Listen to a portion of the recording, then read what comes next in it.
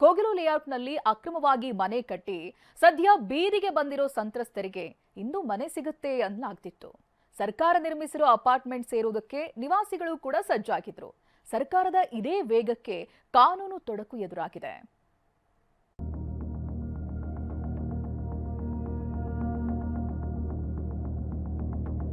ಇಲ್ಲಿ ಬಂದ್ಬಿಟ್ಟು ಬರೀ ಒಂದೇ ಲೈನ್ ಕಲೆಕ್ಟ್ ಮಾಡೋರು, ಮಿಕ್ಕಿದ ಮನೆ ಎಲ್ಲ ಏನು ಕಲೆಕ್ಟ್ ಮಾಡಿಲ್ಲ.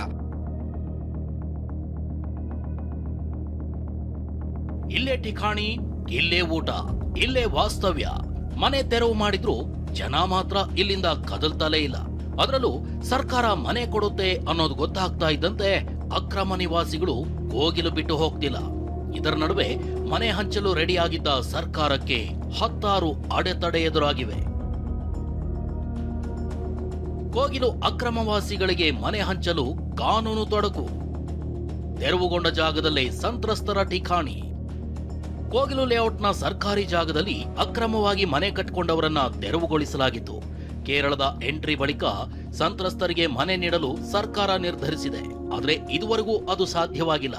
ಆದರೆ ಸಂತ್ರಸ್ತರು ಮಾತ್ರ ಸ್ಥಳದಲ್ಲೇ ಠಿಕಾಣಿ ಹೂಡಿದ್ದಾರೆ. 70ಕ್ಕೂ ಹೆಚ್ಚು ಟೆಂಟ್ ಅಳವಡಿಸಿಕೊಂಡು ಸ್ಥಳದಲ್ಲೇ ಸಾಮೂಹಿಕವಾಗಿ ಅಡುಗೆ ಸಿದ್ಧಪಡಿಸಿ ವಾಸವಾಗಿದ್ದಾರೆ. ಇದರ ನಡುವೆ ಸಂತ್ರಸ್ತರಿಗೆ ಹಿಂದೆ ಮನೆ ವಿತರಣೆ ಮಾಡಲಾಗುತ್ತೆ ಎನ್ನಲಾಗಿತ್ತು. ಆದ್ರೆ ಇದಕ್ಕೆ 10 ಅಡೆತಡೆ ಎದುರಾಗಿವೆ. ಅಷ್ಟಕ್ಕೂ ಕೋಗಿಲು ಲೇಔಟ್ನಲ್ಲಿ 167 ಮನೆಗಳನ್ನ ಡೆಮಾಲಿಷ್ ಮಾಡಲಾಗಿತ್ತು. ಆದ್ರೆ ಮನೆ ಕಳೆದುಕೊಂಡಿದ್ದೀವಿ ಅಂತ ಬರೋಬ್ಬರಿ 260 ನಿವಾಸಿಗಳು ಮುಂದೆ ಬಂದಿದ್ದಾರೆ. ಈ ಬಗ್ಗೆ ಪರಿಶೀಲಿಸಿದಾಗ 120 ಕುಟುಂಬಗಳು ಮಾತ್ರ ಇಲ್ಲಿಯವರು ಅನ್ನೋದು ಗೊತ್ತಾಗಿದೆ. ಉಳಿದವರು ಬೇರೆ ರಾಜ್ಯದವರು, ಬೇರೆ ಬೇರೆ ಕ್ಷೇತ್ರದವರು ಎನ್ನಲಾಗ್ತಿದೆ. ಹೀಗಾಗಿ ಯಾರಿಗೆ ಮನೆ ಕೊಡಬೇಕು ಅಂತ ಸರ್ಕಾರಕ್ಕೆ ಗೊಂದಲವಾಗಿದೆ. ಇದರ ನಡುವೆ ಕಂದಾಯ ಇಲಾಖೆ ಅಧಿಕಾರಿಗಳು ಇಂದು ಮತ್ತೊಂದು ಸುತ್ತಿನ ದಾಖಲೆ ಪರಿಶೀಲನೆ ಮಾಡಿದ್ರು. ಇವತ್ತೇ ಮನೆ ಸಿಗುತ್ತೆ ಅಂತ ಕೂತಿದ್ದ ಜನ ಮಾತ್ರ ಬೇಸರ ಹೊರ ಹಾಕಿದ್ದಾರೆ. ಇಲ್ಲಿ ಬಂದ್ಬಿಟ್ಟು ಬರೀ ಒಂದೇ ಲೈನ್ ಕಲೆಕ್ಟ್ ಮಾಡೋರು, ಮಿಕ್ಕಿದ ಮನೆ ಎಲ್ಲ ಏನು ಕಲೆಕ್ಟ್ ಮಾಡಿಲ್ಲ. ಮೊನ್ನೆನೂ ಕಲೆಕ್ಟ್ ಮಾಡೋರೆ, 3 ಸತಿ ಕಲೆಕ್ಟ್ ಮಾಡೋರೆ. ಈಗ ಮಿಸ್ ಆಗುತ್ತೆ ಅಲ್ವಾ ಸರ್? ಮಿಕ್ಕಿದ ಮನೆ ಏನೇ ಕಲೆಕ್ಟ್ ಮಾಡ್ತಾ ಇಲ್ಲ ಅವರು. ಬರೀ ಒಂದೇ ಲೈನ್ ಕಲೆಕ್ಟ್ ಮಾಡಬೇಕಾ? ಇವಾಗ ಮಾಡಿರೋದು 10ರಿಂದ 11 ಮನೆ ಮಾಡೋರೆ ಸರ್. ಇನ್ನು ಮಿಕ್ಕಿದ್ದನ್ನು ಏನು ಹೇಳಿಲ್ಲ, ಬರೀ ಮಿಸ್ ಆಗಿರೋದು ಮಾಡ್ತಿರೋದು ಅಷ್ಟೇ. ಅಷ್ಟಕ್ಕೂ ಅನಧಿಕೃತವಾಗಿ ತೆರವು ಮಾಡಿದ ಮನೆಗಳಿಗೆ ಇದುವರೆಗೂ ಪರ್ಯಾಯ ಮನೆಗಳು ಸಿಕ್ಕಿಲ್ಲ. ಕಾನೂನು ಅಡಿಯಲ್ಲಿ ಪರ್ಯಾಯ ಮನೆಗಳನ್ನ ಕೊಡೋದಕ್ಕೆ ಬರೋದಿಲ್ಲ. ಮಾನವೀಯ ದೃಷ್ಟಿಯಿಂದ ಮನೆಗಳನ್ನ ಕೊಡೋದಾಗಿ ಸರ್ಕಾರ ಭರವಸೆ ನೀಡಿತು. ಹೀಗೆ ಭರವಸೆ ಈಡೇರಿಸಿದ್ರೆ ಮುಂದೆ ಎಲ್ಲಾ ಕಡೆನೂ ಜನ ಹೀಗೆ ಮನೆ ಕೇಳ್ತಾರೆ.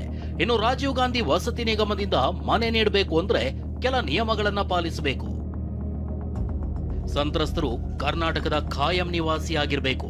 ಆಧಾರ್ ಕಾರ್ಡ್, ನಿವಾಸ ಮತ್ತು ಗುರುತಿನ ಪುರಾವೆ ಹೊಂದಿರಬೇಕು. ಅಷ್ಟೇ ಅಲ್ಲ, ಆದಾಯ ಪ್ರಮಾಣ ಪತ್ರ ಇರಬೇಕು. ಅದು ಕೂಡ 3 ಲಕ್ಷಕ್ಕಿಂತ ಕಡಿಮೆ ಆದಾಯ ಹೊಂದಿರಬೇಕು.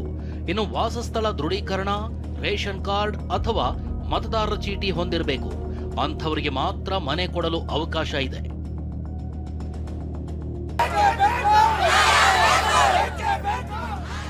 ಇನ್ನು ಕೋಗಿಲು ಲೇಔಟ್ನಲ್ಲಿ ಬಾಂಗ್ಲಾ ವಲಸಿಗರಿದ್ದಾರೆ ಅಂತ ಬಿಜೆಪಿ ಆರೋಪಿಸಿತ್ತು.